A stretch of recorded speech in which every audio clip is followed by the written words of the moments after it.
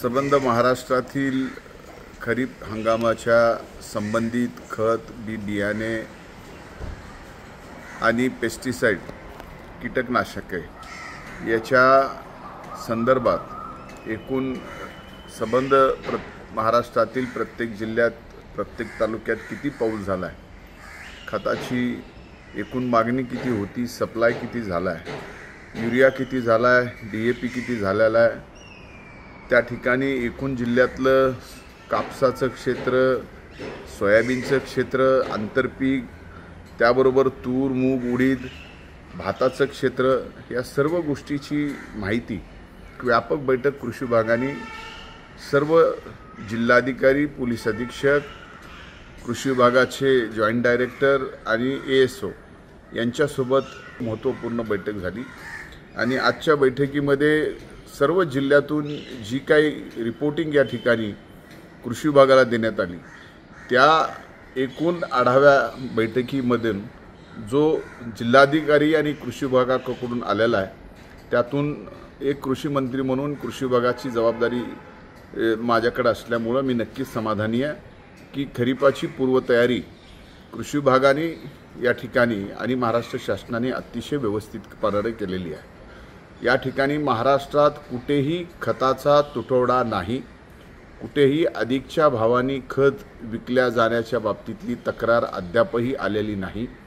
एवढंच नाही तर जी कृत्रिम टंचाईकडून काही बियाण्याच्या बाबतीमध्ये अधिकचे पैसे घेऊन विकल्या जाण्याच्या तक्रारी आल्या होत्या, त्या संदर्भातही आत्तापर्यंत जवळजवळ या राज्यात 72 ठिकाणी FIR केलेल्या आहेत। अनेक दुकानांचे परवाने रद्द करण्यात आलेले आहेत, अनेक दुकानांना विक्री करण्यास पाबंदी केलेली आहे, अनेक ठिकाणी कोर्टामध्ये केसेस दाखल केलेल्या आहेत। त्यामुळं अशा पद्धतीचे अधिकचे पैसे घेऊन बियाणं विकणं, लिंकेज करणं किंवा खताच्या बाबतीमध्ये या ठिकाणी अधिकचे पैसे लावून खत या ठिकाणी जास्तीच्या दराने शेतकऱ्यांना विकणं, अशा आज कुठेही तक्रारी नाहीत।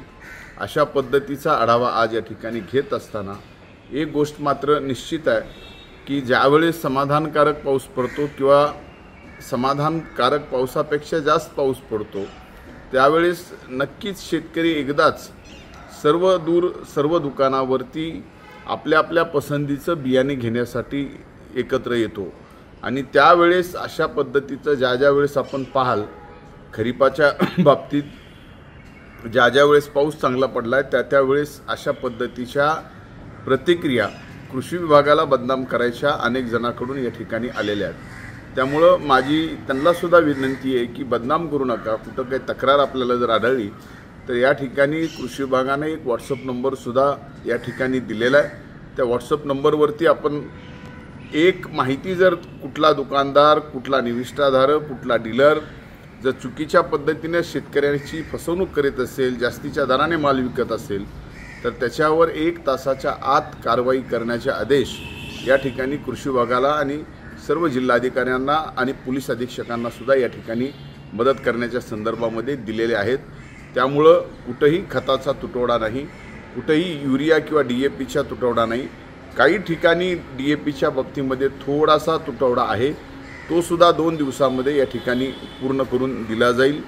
रॅकच्या संदर्भातल्या अडचणीमुळे तो युरियाचा तुटवडा त्या ठिकाणी निर्माण झालेला आहे, तो सुद्धा 2 दिवसामध्ये या ठिकाणी दूर केला जाईल। याचबरोबर यावेळेस नक्कीच कृषी विभागाने प्रयत्न केल्यामुळं मूग आणि उडीदाकडे शेतकऱ्यांची आंतरपीक घेण्यामध्ये फार मोठ्या प्रमाणामध्ये इच्छा दिसून येते।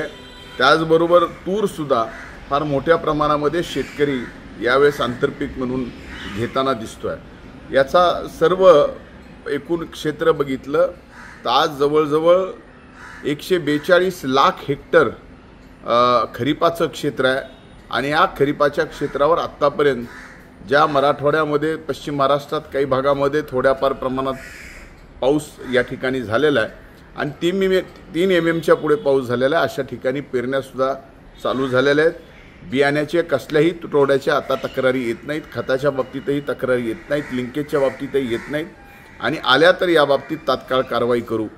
एवढंच मी निश्चित सांगतो की यावेळेस पाऊस चांगला पडणार असल्यामुळं आम्ही स्वतः जरी निवडणुकीमध्ये असलो तरी प्रशासनानं अतिशय चांगलं काम या ठिकाणी केलेलं आहे. ते आज या बैठकीच्या आढाव्याच्या निमित्तानं समोर आलेलं आहे. माझी महाराष्ट्रातल्या माझ्या शेतकरी बांधवांना आणि भगिनींना हात जोडून विनंती आहे की अशा पद्धतीची जर चुकीची किंमत लावून जास्तीचे पैसे उकळण्याचं काम जर खत बियाणं आणि कीटकनाशकाच्या बाबतीत कुणी करत असेल तर त्याची तक्रार आम्ही जो मोबाईल नंबर दिला आहे, व्हॉट्सअप नंबर दिला आहे, त्या नंबरवरती आपण केल्यावर 1 तासाच्या आत कारवाई या ठिकाणी करू एवढा शब्द या निमित्ताने देतो. यावेळेस अतिशय चांगल्या प्रकारे पाऊस पडत असल्यामुळं आपण सुद्धा अतिही खरीपाचा हंगाम घ्यायला उत्साही आहोत. आणि हे हंगाम घेत असताना जर चुकीच्या गोष्टी होत असतील तर प्रत्येक ठिकाणी जिल्ह्यात 3 भरारी पथकं सुद्धा नेमण्यात आलेली आहेत. प्रत्येक भरारी पथकाला दिवसातून 25 निविष्ठा केंद्र हे रँडम पद्धतीनं करण्याच्या संदर्भामध्ये या ठिकाणी निर्देश दिलेले आहेत. आणि त्याची रिपोर्टिंग रोज रात्री कृषी विभागापासून म्हणजे जिल्हा कृषी अधिकाऱ्यापासून जॉईंट डायरेक्टरपासून ते आयुक्तापासून सचिवापासून मंत्र्यापर्यंत रोज रात्री किती दुकानांना त्यांनी भेटी दिल्या, पथकांनी भरारी पथकांनी भेटी दिल्या आणि काय काय त्यांना आढळून आलं याची रिपोर्टिंग करण्याच्या संदर्भात सुद्धा आदेश दिलेले आहेत. त्यामुळे कुठल्याही चुकीच्या गोष्टी शेतकऱ्यांना अडचणीत आणण्याच्या संदर्भात आम्ही हे महाराष्ट्राचं महायुतीचं सरकार होऊ देणार नाही. हा कृषी मंत्री म्हणून माझ्या शेतकरी बंधू भगिनींना शब्द देतो आणि शेतकरी बंधू भगिनींना ही विनंती करतो की या बाबतीमध्ये या खरीप हंगामामध्ये पाऊस चांगला पडत असताना आपण काही नवीन योजना सुद्धा या ठिकाणी देण्याचा प्रयत्न करतोय. नॅनो युरिया देण्याचा प्रयत्न करतोय संबंध महाराष्ट्रभरामध्ये. मेटाडिलेट नावाचं एक कीटकनाशक आहे तेच या ठिकाणी देण्याच्या संदर्भामध्ये आपण निर्णय केलेला आहे.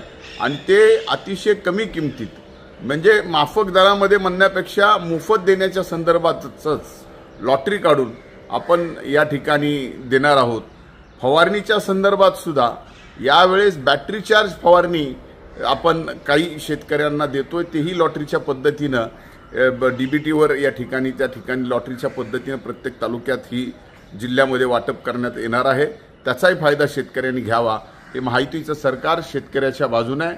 आमच्या दृष्टीनं प्रथम प्राधान्य हे आमच्या मायबाप शेतकऱ्यांना आहे आणि आम्ही तिथं कुठेही कमी पडणार नाही. धन्यवाद.